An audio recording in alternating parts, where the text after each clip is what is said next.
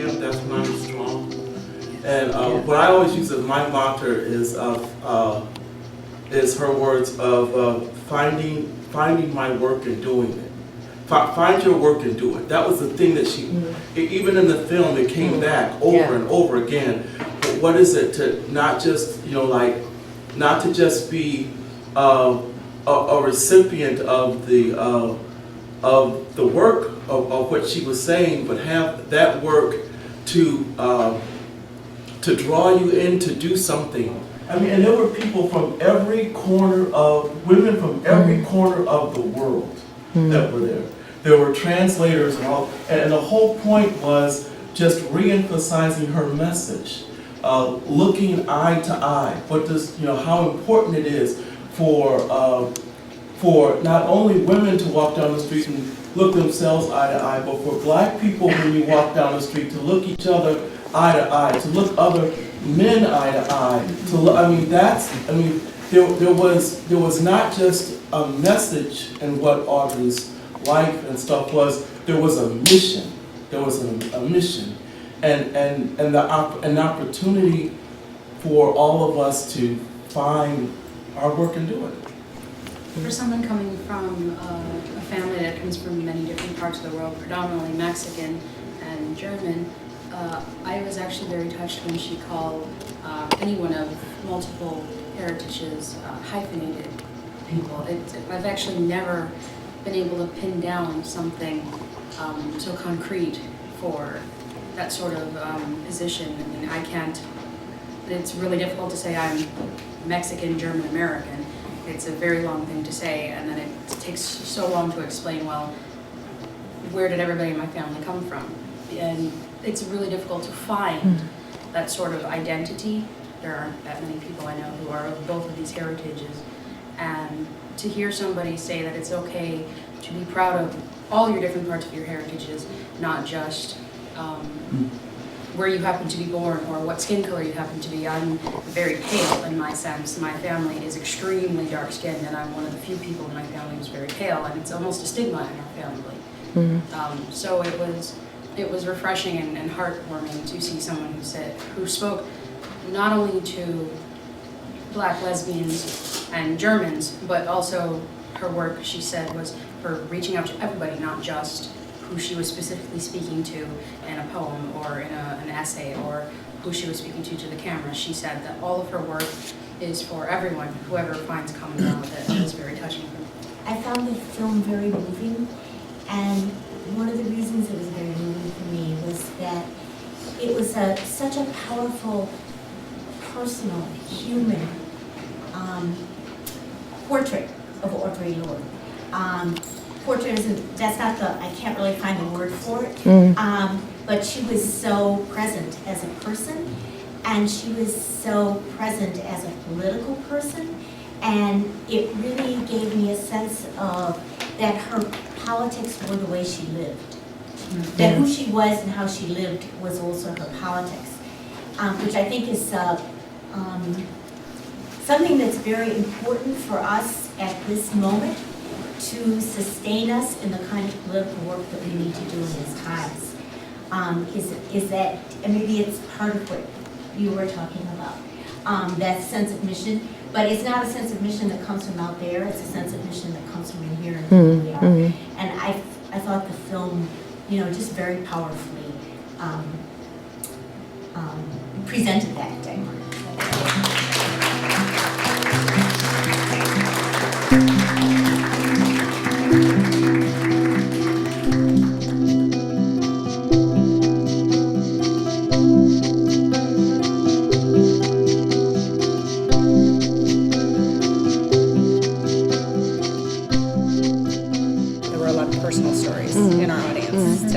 That people shared the moment they met Audre Lorde, or what they felt when they read her poetry, or what they felt when they moved from one culture to another and watched what would be normal in one place be different somewhere else. So I've never been in a film screening where the personal comments were so relevant to the film. Usually you get the film studies questions, and then you get the personal questions, and the personal questions always are off somewhere. This is a film where, I mean, it just completely fits the theme. The personal and the political are intertwined, and the discussion was so personal, but also so relevant and sophisticated. So, yeah. I was thinking about how, for a student from the United States, you might be able to learn in a class about the kind of school book story of the transnational influence of an American on a social movement in Germany and how ideas spread, and seeing that as a social product, or how the one movement influenced another, but that there's no other opportunity to see the relationships at the heart of that, and to see moments where friends are laughing, or friends are arguing, or friends are teasing one another, or you see when they realize that they have a common investment in something, and that there was one person in the audience who talked about the fact that movements come from personal inspiration, and not necessarily imposed from above by an ideology or a programmatic description of what the goals are. But that I think as a student, it's hard to really grasp who the people are and where that passion comes from, and part of what they're fighting for is each other, because they're friends and they love one another and they see each other's stories, and that makes that fire burn even more, and it comes across so powerfully in the film. At the end, all I wanted to say first was wow, that I was just completely in awe and blown away with the materials. The wealth of the lectures and the conversations, the personal moments. I think also for students in the United States to see the story of how all these cultural differences are bridged in ways you wouldn't suspect, like the story of her medical treatment and alternative medicine in Germany versus American standard medicine. That has everything to do with being a minority and being outside of the mainstream, but in some ways it doesn't. That's just how German medicine is practiced differently than the U.S., and those came together. That was an amazing part of the story that wouldn't appear anywhere, but in a personal, when you actually know the person, you can tell their story. Yeah, and when we were looking to bring the film to campus, and I was talking to other units to partner with us, I heard over and over again, what, Audre Lynne and Berlin years? It was a completely unknown chapter. Yeah. You know, for really 201, every person said, I had no idea that Audre Lorde was in Berlin. And, you know, and it's such a substantial and very important part of her work and her life and her identity, really, that she had the third home in Berlin.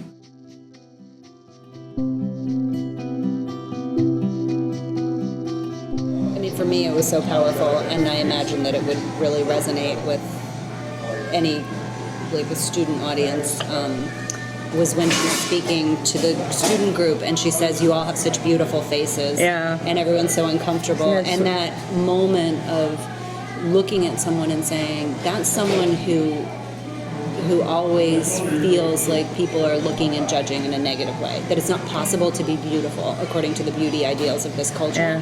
And working with such a diverse student body that we work with at UIC, you know that every single person has some other part of American society where they feel like they can't be beautiful. So they might be beautiful at home, but they're not beautiful when they come to school. Or they might be beautiful at school in their sorority, but then they go home and their parents don't like that they dress too liberally or something. And so it's so relatable to look at people who have felt like no one, I can't be considered beautiful in this public sphere, and here's someone telling me I'm beautiful. It's I can't believe you captured that on film. And It's so and it's so magical. different because, you know, things like this come out in Father Buchanan when you read the text, but it's so very different to see it.